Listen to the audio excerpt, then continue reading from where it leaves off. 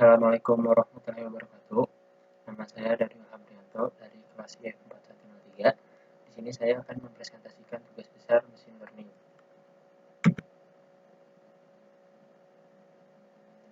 Nah, apa saja yang saya lakukan di program ini? Yang pertama itu saya melakukan formulasi masalah. Lalu yang kedua ada eksplorasi dan persiapan data. Yang ketiga adalah pemodelan dan eksperimen, dan yang terakhir ada evaluasi dan kesimpulan. Nah, kebetulan di sini saya mendapatkan dataset Airbnb.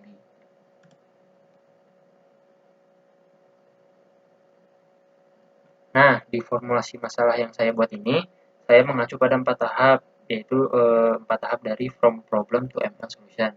Nah, di sini ada 4 masalahnya, 4 tahapannya. Yang pertama itu ada articulate your problem clearly. Yang kedua ada identify your data source. Yang ketiga ada identify potential learning problems. Dan yang terakhir ada think about potential bias and ethics. Nah, yang pertama itu ada articulate your problem clearly. Pada aplikasi ini saya akan mencoba memprediksi apakah kelas price akan berada pada salah satu dari sekian banyak kelas yang ada di kolom price, dari kolom minimum naik, number of review, dan review per month. Dan pada kelas string ini saya akan membuat cluster dari kolom longitude dan latitude. Lanjut ke yang kedua ada identify your data source. Nah, pada dataset Airbnb ini saya hanya memilih satu kolom sebagai label, yaitu kolom price, dan kolom tersebut berhubungan dengan pengambilan keputusan yang akan saya buat nantinya.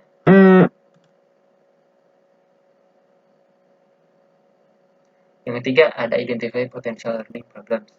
Nah, permasalahan yang saya temui di sini adalah jika memilih data untuk klasifikasi dan data itu tidak terlalu berkorelasi satu dengan yang lainnya, maka hasil akurasi yang didapatkan itu akan sangat kecil. Seperti mungkin percobaan yang saya akan buat ini.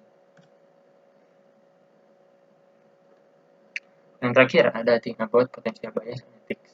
Nah, menurut saya data yang saya pilih yaitu kolom price ini, dan minimum naik, number of review, dan review per month dengan price sebagai labelnya mempunyai keterkaitan satu sama lain walaupun tidak terlalu terkait.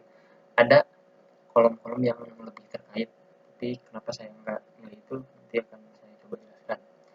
Nah, menurut saya di sini price itu dipengaruhi oleh 3 kolom ini, ada minimum naik, number of review, dan review per month, makanya saya pilih ini. Nah, lanjut ke eksplorasi dan persiapan data. Pertama-tama itu saya mencari kolom-kolom yang saling berhubungan tadi dengan cara menampilkan grafik pada gambar. Di sini ada gambar kan. Jadi di codingan itu saya coba menampilkan grafik yang bisa membantu saya untuk menemukan kolom-kolom yang saling berhubungan gitu, yang warnanya sama nih, ada di sumbu X dan sumbu Y.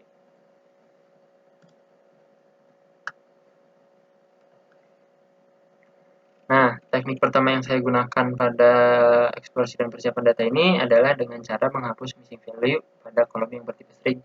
Jadi ada kolom-kolom yang bertipe string yang memiliki missing value seperti ada kolom name, host name, dan last review.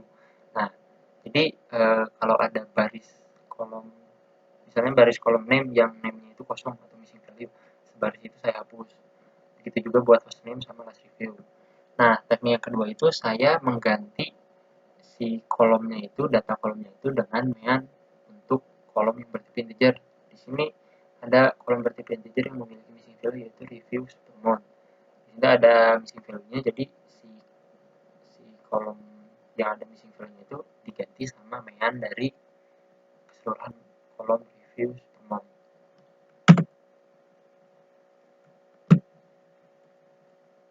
Nah, di sini bisa terlihat list data yang sebelum diganti oleh mean sama dihapus. Itu ada name-nya, ada missing value-nya ada 59, hostname ada 26, begitu pula sama last review sama reviews per month itu ada banyak missing value. Nah, ini ada gambar sesudah saya hapus dan saya ganti missing value-nya dengan mean. Jadi udah nol semua tuh, udah nggak ada missing value di semua kolom. Bersih lah. Nah, untuk pemodelan, untuk klasifikasi, saya melakukan pemodelan algoritma FBS. Kenapa? karena algoritma itu dapat bekerja secara cepat dalam mengatasi dataset yang sangat banyak seperti dataset yang saya dapat ini, yaitu Airbnb kan banyak banget tuh datanya, ada sampai puluhan ribu. Lalu untuk clustering saya menggunakan algoritma K-means. Kenapa? Soalnya algoritma ini tuh mudah untuk diimplementasikan menurut saya dan sangat umum penggunanya untuk clustering. Jadi untuk orang-orang awam yang mau mencoba program untuk clustering biasanya pakai K-means ini.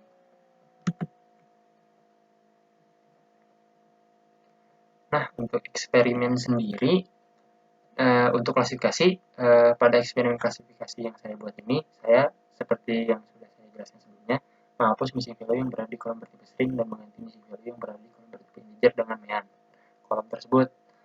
Lalu saya menentukan satu label dan 3 fitur. Satu labelnya itu kolom price, dan fiturnya itu tadi ada review per month dan lain-lain. Lalu untuk clustering, pada eksperimen clustering ini saya menggunakan dua data, yaitu kolom longitude dan latitude. Karena menurut saya satu sama lain itu saling berkaitan. Kemudian saya membuat 4 buah centroid yang dirandom oleh saya. Dari 4 buah centroid itu dibuatlah cluster dan 4 cluster. Clusternya itu saya warnai hijau, biru, merah, sama kuning. Centroidnya itu saya warnai hitam. Nah, untuk evaluasi sendiri, saya menggunakan metode akurasi model di bagian klasifikasi. Nah, di sini saya mendapatkan akurasi gabungan, yaitu kecil banget sih, di sini ada 0,012 sekian. Akurasi tersebut merupakan akurasi model saya pada dalam database terhadap kelas-kelas yang saya pilih lainnya. Dan saya menggunakan metode confusion matrix yang biasanya digunakan untuk melakukan perhitungan akurasi pada data mining. Saya memilih metode evaluasi ini karena supaya bisa menghitung dan melihat jumlah data uji yang benar dan data uji yang salah saat diklasifikasikan.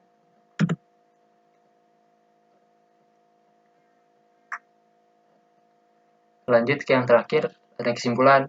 Nah, kesimpulan yang saya dapat di sini adalah akurasi model yang sangat kecil, seperti apa yang saya tunjukkan tadi, ada 0,012 itu kecil banget. Ada penyebabnya, yaitu karena saya memilih kolom price dan mendapatkan hasil clustering yang cukup baik,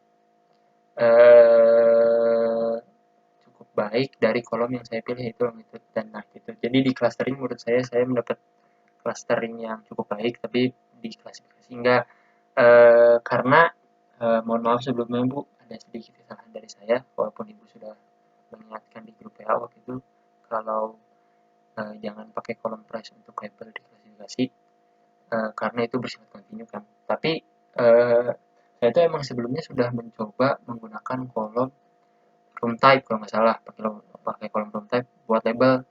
Tapi pas saya coba tuh ada error, kayak ada nggak bisa string of apa gitu, lupa Bu sih Bu errornya apa. Nah, saya tanya tuh ke teman saya yang dapat dataset Airbnb juga. Kebetulan dia juga sama milih kolom room type buat jadi label. Nah, dia tuh nggak ada masalah, aman-aman aja sampai bawah, nggak usah harus di encode, nggak usah harus macam-macam. Tapi saya ada masalah begitu, tidak bisa, makanya saya memutuskan memakai kolom price. Gara-gara itu Bu, jadi mohon maaf sebelumnya. Nah, lalu ada pengaruh proses sebelumnya terhadap pengambilan keputusan. Nah, ini adalah jika missing value dari kolom dataset diganti dengan mean, maka akurasi menjadi lebih kecil dibandingkan dengan menghapus missing value, gitu menurut saya.